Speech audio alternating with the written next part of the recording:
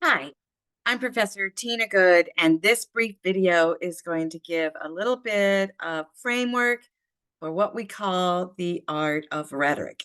Okay, so as we are now going into more expository writing, we are going to be focusing our writing on persuasive writing and argument writing, right? Those two are interconnected. You will see that I've already provided you with some essays, some articles that are set up to be persuasive um, and to talk about different ways of looking at how we persuade people to consider at least the point of view being provided in the essay. Okay, now you're going to see that storytelling is still a big part of persuasive writing. So, we're not going to throw away the narrative skills that we've already developed in the semester. We're going to be using them more in expository ways for the purposes of persuasion. Okay. But I also wanted to provide you with this theoretical approach to persuasive writing known as the art of rhetoric, okay, as we go into this genre of expository writing. All right, so I'm going to go ahead and share my screen. I have a little PowerPoint here for you.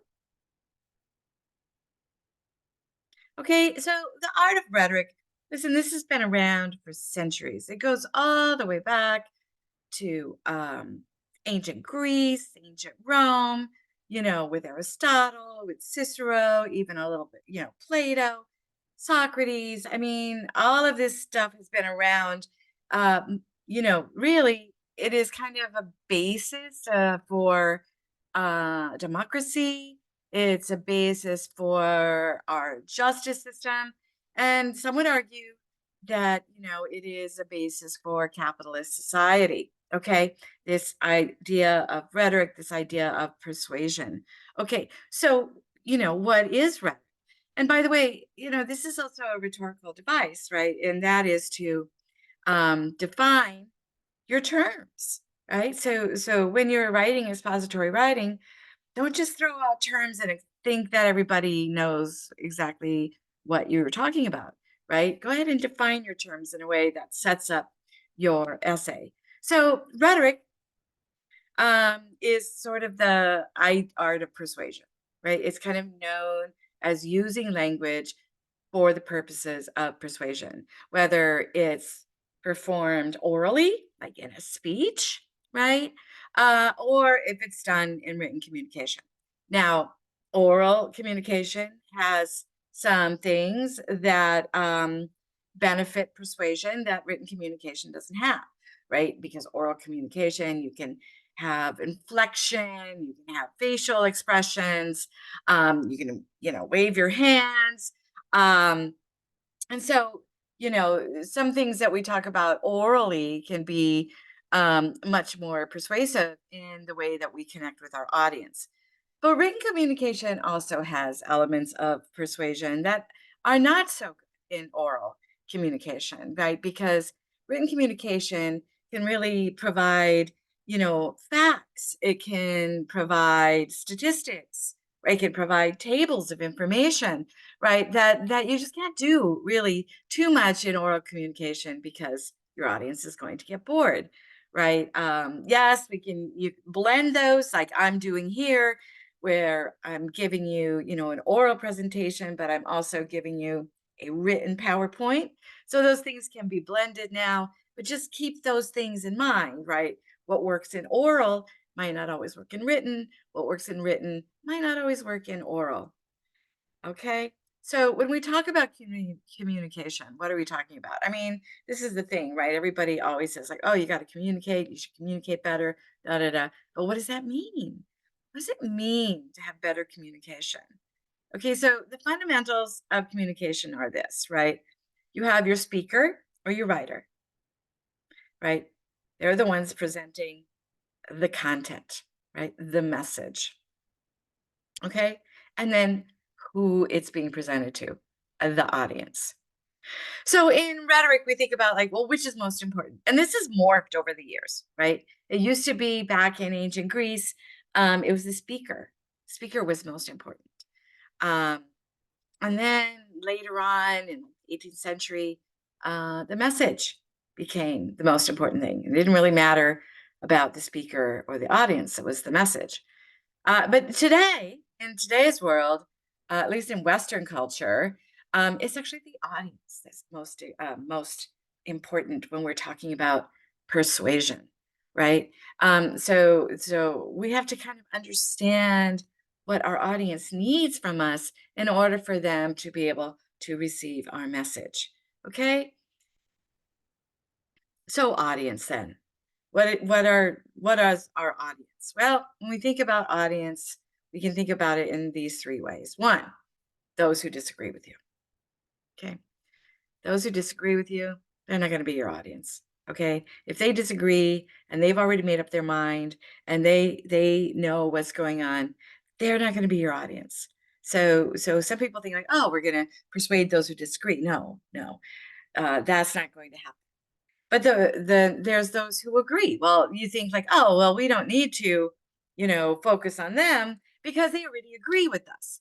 Well, actually, they are an important audience, right? Because you're sort of building allies, building alliances, and so you're singing to the choir, and in so doing, you're allowing them, right, to fortify their position and their argument. So they're an important audience. But the most important audience you might have already discovered is those who are undecided, those who have not made up their minds one way or another.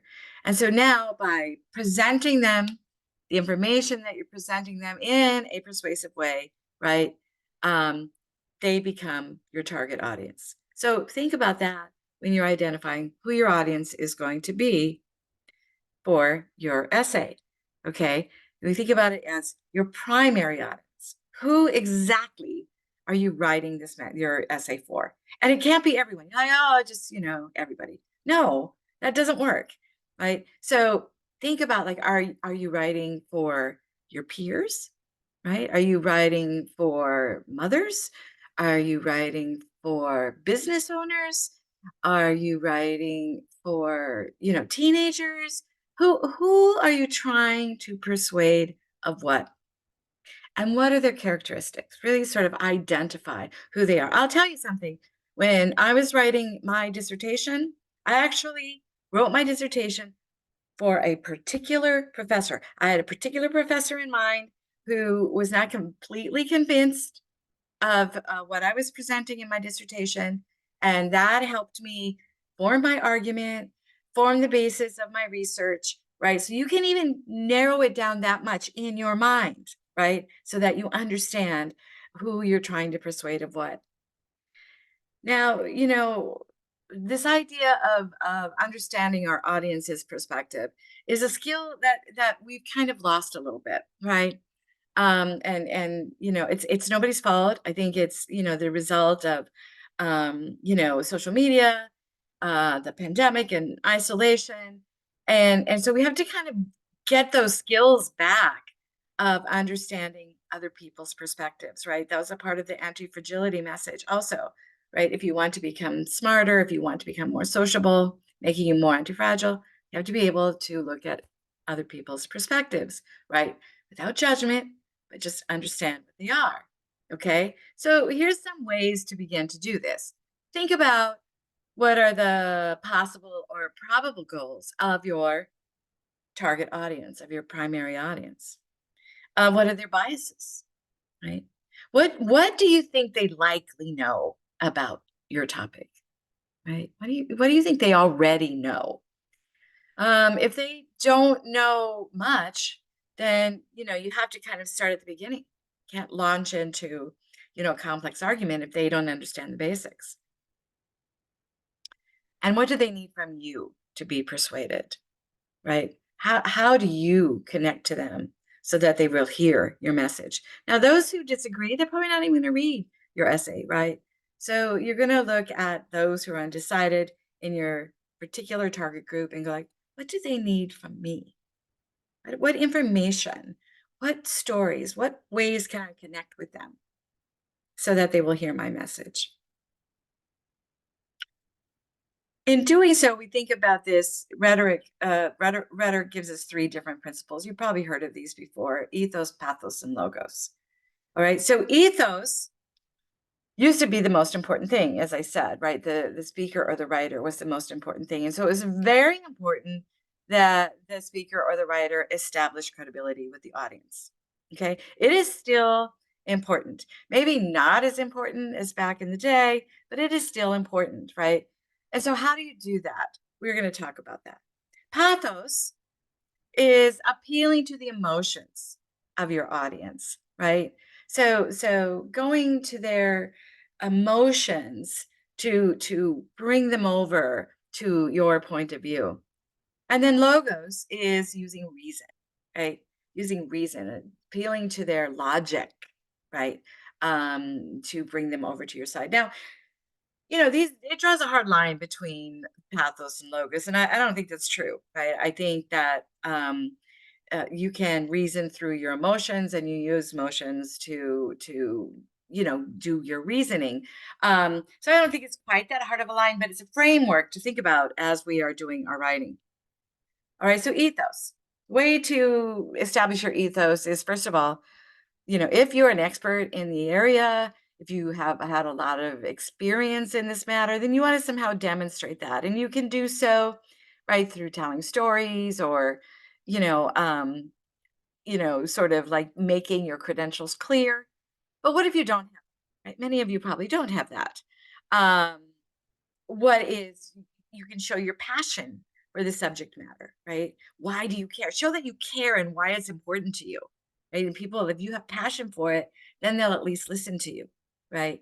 um, and show your connection with your audience is another way of doing it. Like, okay, you and I are similar, we have the similar challenges, right? And so this kind of sets up your credibility with your audience. Oh, that this person's like us, right? And so I'm going to listen to this person, right? These are a few different ways of establishing credibility with your audience, which, is important. I always say that, if you're not a parent and you write an essay directed at parents telling them how to raise their children, they are not going to listen to you. It doesn't matter, how sound your argument is. They are not going to listen to you unless you're a parent, right? They do not believe that anybody else can understand what it's like to be a parent unless you're already a parent, right? So you kind of have to work at establishing your credibility with your audience, and know what they need from you. And if it's something that they're not going to listen to you, then you have to switch your audience to somebody who will. All right, pathos. Now you guys have probably heard this, right? It's used in, influencing, in commercials, selling things and whatnot. But it's a direct appeal to the possible or probable emotions of your audience, right? Audience that, people just feel all of these things, right? So guilt is one, right? If you don't do this, bad things are going to happen. You should be doing this, right? Um, because you're not, bad things are happening, right? So that's one way of getting at your audience's emotion. A fear, right? We think about this a lot with alarm commercials or things like that, right? If you don't do this, bad things could happen, you know and so you should buy this product, or you should, get away from social media, or whatever it is, right? And sometimes guilt and fear can be interwoven. Love or passion, right? If you love the earth, if you love, your children, if you love, if you have passion, for fishing or whatever it is your topic is, right? You can appeal to that love or passion in your audience. Maybe they don't care, right? Yeah, and you're looking at them as apathetic, right? Okay, how do we get them from apathetic to at least thinking about it, right? Try not to be, this is an important issue, right? Try to raise them up from the apathy or anger. Anger is a very powerful emotion, right? So how do you tap into that anger. Maybe you try to calm that anger. Maybe you try to focus that anger. It just depends, what your message is. Okay. So in pathos, when you're writing, you really want to think about, how to capture your audience's attention, right? And, one thing is to use a question, a provocative question about your topic. Of course, you have to answer that question, right? But asking a question, if you ask a question, people want to know the answer. Even if they didn't want to know the answer before, now you put it in their heads and they want to know, right? So you can do that. Storytelling is a great way, right? It draws in, people love stories, as we've talked about before, and they want to hear more, and they'll go into it listening more. If you start out with an interesting story that connects to your topic, and if it connects to you, it can also help establish your ethos. Okay. Some rhetorical devices that are used to appeal to emotion, right, is repetition of language, right? And if we think about Martin Luther King's speech, I have a dream. I have a dream. I have a dream. I have a dream, right? We got it, right? That repetition is really great. Now, this doesn't mean repeating your points over and over, it's repetition of language, right? So that it calls your attention. Oh, there's going to be a new point. Oh, there's going to be a new point. Oh, there's going to be a new point, right? But of course, Martin Luther King is appealing, right, to our moral sense and our ideas of hope, right? Our ideas of hope, and that's a very powerful emotion. Figurative language, like metaphor or anything like that, can be used effectively. And again, as an example from Martin Luther King's I Have a Dream speech, right? He compares justice and freedom to light, right? So unless we have justice, freedom, then we're in the dark. And of course, we want the light. And justice and freedom will provide us that light, right? Very powerful metaphor. Hyperbole, right? It exaggerates something to prove a point. We see hyperbole all the time, right? We see a hyperbole in political speech. We see it in commercials. We see it in influencing videos, whether it's on TikTok or YouTube. Hyperbole is a lot of what we talk about now, and that is this great exaggeration to prove a point. And it's not a lie, but it's exaggeration to prove a point, right? So here's an example from, again, the I Have a Dream, which is figurative language, but also it's exaggerated, right? I have a dream, repetition. I have a dream that one day every valley shall be exalted, shall be raised up, right? Great language, exalted.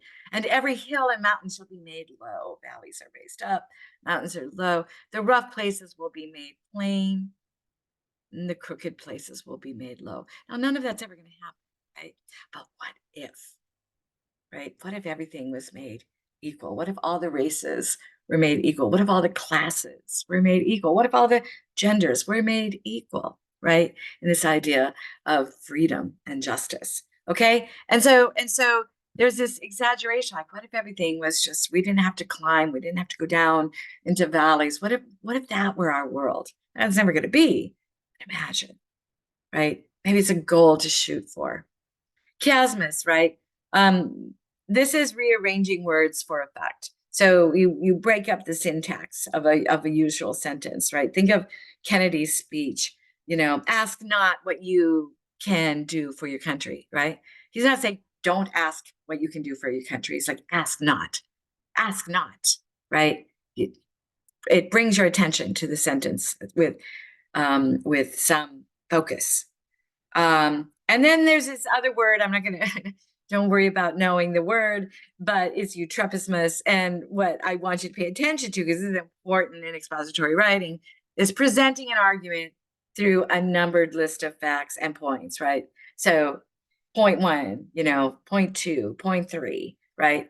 And this gives the audience a sense of order, right? An audience sense of authority, that you have authority. It helps establish your ethos, and it also helps establish logos, right? We're going to go through a logical order of things. Okay, so this is an important, the word is weird, but I do want you to get the concept of presenting an argument through an ordered fashion. Logos, logic. You're presenting the logic or the argument to your audience, right? And in so doing, this, you also establish your ethos because you show that you have proof, that you have evidence, that you've done the work, right, to understand this topic, and now you're presenting it to them. You bring in proof, either from your own experience or your expertise, right? Or from other reputable sources. You bring in facts and figures, right, from reputable sources, studies, surveys, things like that. And you bring in examples from reputable sources, okay? Examples of whatever your message is. Now, rhetoric can get in trouble, right? Because, and it gets attacked a lot, because if we use rhetoric, we use persuasion, and there's no ethical approach to it, then it can be used for evil purposes, right? So ethics along with persuasion has to be a part of our writing, right? So when we're establishing the credibility of the speaker or the writer or you, right, it must be established through truthful and authentic considerations, right? You have to be truthful about who you are and what your experiences are, right? You have to be truthful, you have to be authentic. Okay, you can't lie and go like, no, I am a professor of neurobiology, when you're a biology student, right? You have to be authentic, truthful, because once they find out you're not, then your argument will not be believed at all, right? They'll believe you even if you don't quite have the expertise, if you're authentic in who you are. Appealing to the emotions. Okay, it's listen, you can't just be manipulative, right? You have your concerns have to be truthful, right? They have to be authentic, right? It's not just about manipulating and learning how to manipulate through sort of passive aggressive means or whatever, right? It has to be truthful concerns, authentic concerns, real concerns that you have, right? And that you want your audience to pay attention to. Okay? And your appeal to reason, again, has to be truthful and reputable sources. And you can't just pick and choose and bring something out that's out of context, right? And then use that to provide an audience when you haven't provided the proper context, right? It's not authentic, And sometimes, you see people that they'll take out the word not. When you take out the word not, it completely changes the meaning, right? So you have to be truthful in your quotes. You have to be accurate, right? And you have to bring in reputable sources. Ethics is a very important part. So the goals of rhetoric. What do you want your audience to think about differently as a result of consuming whatever it is, your speech or in this case, your essay, right? What do you want your target audience to think about differently as a result of your presentation? Remember, your primary audience is a very specific audience that you have identified the characteristics, and they are undecided. And what are your goals? You maybe want to persuade them to accept and even act based on your essay, right? The information that you have provided them. But even if you can't persuade them all the way, right? You at least want to persuade them so much that they have more awareness about the issue. Right? Sometimes that's all we can hope, but that's not a bad thing. They have more awareness. Maybe they'll keep gathering information about it and eventually come over to this important point that you're bringing up, right? If they agree already, you want to give them more information so they can hone their position. So they too, when they are thinking about it to themselves or talking about it with others, that they're honing their position and, sort of building, an alliance of people who agree. And that's kind of the goal overall. Disagree, again, not our target audience. Really, you shouldn't even be really focusing your argument on them at all. They probably wouldn't even read your essay. But if they did, maybe, just maybe, you can move them to at least an undecided, right? You're not going to persuade them all the way, but maybe you could get them to, you know what, let me think about this some more. Let me gather more information on it, maybe. But that's not your target audience, but it is something that, might happen, might happen.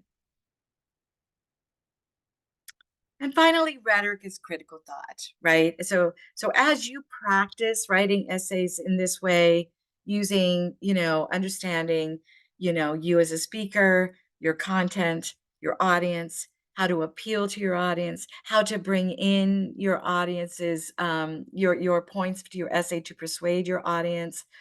You can then also not only look at your essay, but look at all the information that's being bombarded on you and look at like how are you being manipulated through the use of pathos? How is logos being used? How is the credibility of, does the speaker really have any credibility?